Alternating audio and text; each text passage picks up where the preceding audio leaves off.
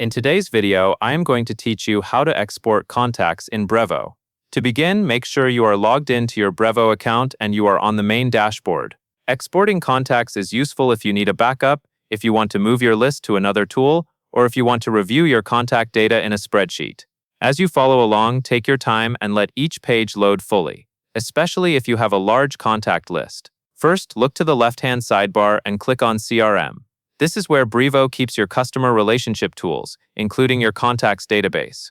Once you are in the CRM area, select Contacts. This will open the full contacts table, where you can see names and other fields associated with each person in your list.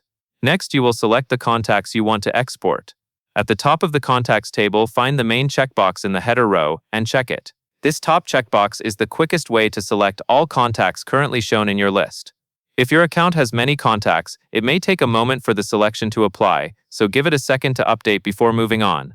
With your contacts selected, go to the More Actions option, usually located above the contacts list. Click More Actions to open the available bulk actions. From that menu, choose Export. This tells Brevo that you want to generate a downloadable file containing the contacts you selected. After you choose Export, a panel will appear on the side. In that sidebar, click Start Export. This begins the export process in the background. If you are exporting a large number of contacts, the file may take a little longer to generate, so remain on the page and wait for the export to finish. Once the export is ready, go to the top right of the screen and click the bell icon. This notification area is where Brevo posts updates when background tasks complete.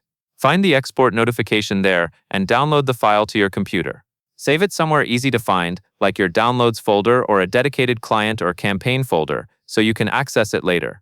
And that covers everything you need to know.